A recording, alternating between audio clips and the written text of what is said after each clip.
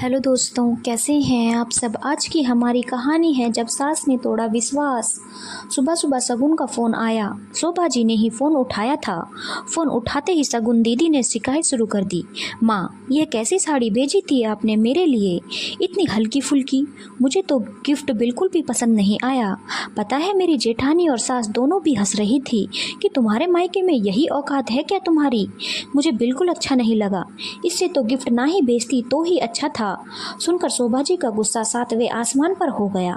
बड़बड़ाते हुए अपने कमरे के बाहर आई और लगभग चिल्लाते हुए बोली, मयंक मयंक, जरा बाहर आओ, मुझे तुमसे ज़रूरी बात करनी है। मयंक, जो अपने कमरे में सो रहा था, अपनी आंखों को मलता हुआ बाहर आया। उसके साथ साथ उसकी पत्नी आरोही, जो रसोई में थी, वो भी बाहर आई। क्या बात है माँ, क्यों चिल्ला रही हो? ऐसा क्या हो गया जो इतने गुस्से में हो? गुस्सा नहीं तो और क्या करूं? कल शगुन के घर गए थे ना तुम?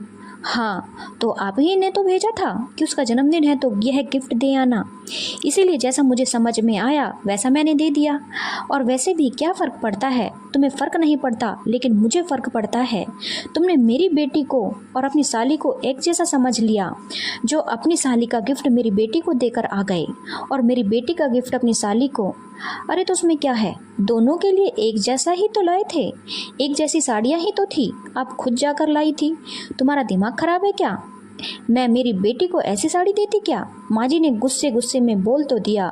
फिर अचानक से उन्हें लगा कि उन्होंने बहुत बड़ी गलती कर दी, तो एकदम चुप हो गई। मयंक और आरोही दोनों माँ को हैरानी से देखने लगे। एक मिनट माँ, आप कहना क्या चाहती हो? क्या दोनों में गिफ्ट एक जैसे नहीं थे? नहीं, वो दरअसल माँ कुछ कह ही नहीं पाई। मयंक को समझते देर न लगी कि माँ ने क्या हरकत की है। दरअसल हुआ यूं कि आरोही की बहन आरती और ननद शगुन का जन्मदिन एक ही दिन होता है।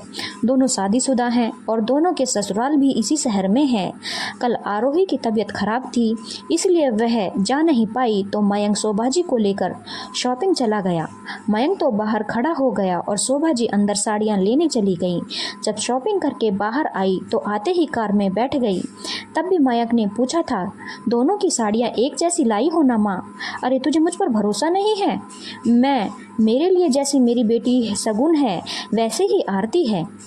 नहीं माँ, बात वो नहीं है। आज आरोही की तबीयत ठीक नहीं है तो मैं ही गिफ्ट देने जाऊंगा। आप भी साथ नहीं चल रही हो तो कम से कम गिफ्ट तो अच्छा होना चाहिए। और वैसे भी मेरी बहन हो या मेरी पत्नी की, हैं तो दोनों ही मेरे लिए एक समान। ले तू भी देख ले। उस समय तो शोभा जी ने मयंक को शगुन की साड़ी निकाल कर दिखा दी और कह दिया कि आरती की साड़ी भी ऐसी ही है, जबकि आरती की साड़ी बिल्कुल हल्की फुल्की सी थी। पर घर आई तो आरोही को भी शगुन की ही साड़ी निकाल कर दिखा दी और कहा कि दूसरी साड़ी भी ऐसी ही है। अब फटाफट से चाय बना दे ताकि मैं उन्हें पैक करके दे दूं, नहीं तो मयंक को जाने में देर हो जाएगी। आरोही और मयंक दोनों विश्वास ही विश्वास में रह गए। माँ, आप इस तरह की हरकत करोगी उम्मीद नहीं थी। आखिर आरती और शगुन दोनों एक जैसी ही तो हैं, आप दोनों में इतना फ़र्क किया। आरोही तो कभी भी शगुन और आरती में फ़र्क नहीं करती। आरती उसकी छोटी बहन है, उसी के बराबर शगुन को भी प्यार देती है। और आप? शोभा जी नजरें झुकाए सुन रही थी। गलती उन्हीं की थी। आरोही ने कुछ नहीं कहा, बस हैरानी से शोभा जी की तरफ देख रही थी। मुझे लगा मेरे बेटे का बेवजह खर्चा हो जाएगा। आखिर बहू की बहन के लिए इतना खर्चा क्यों करना? आरोही भी मुझे रोक सकती है। आपको एहसास भी है आपकी एक गलती शगुन के लिए कितनी भारी पड़ सकती है? कहीं यही बात आपकी बहू के मन में आ गई तो क्या शगुन के लिए कभी मायके वैसा रह पाएगा जैसा अभी है? और सबसे बड़ी बात, क्या कभी हम आप पर विश्वास कर पाएंगे? मुझे माफ़ कर दे बेटा, मुझसे गलती हो गई। इतना तो मैंने कभी सोचा भी नहीं। दोनों ने शोभा जी को माफ़ तो कर दिया, पर इतना तो था कि अब शोभा जी विश्वास खो चुकी थी और विश्वास एक बार टूट जाए तो दोबारा लौट कर नहीं आता। धन्यवाद दोस्तों। अगर आपको कहानी अच्छी लगी हो तो चैनल को लाइक, शेयर और सब्सक्राइब करना ना भूलें।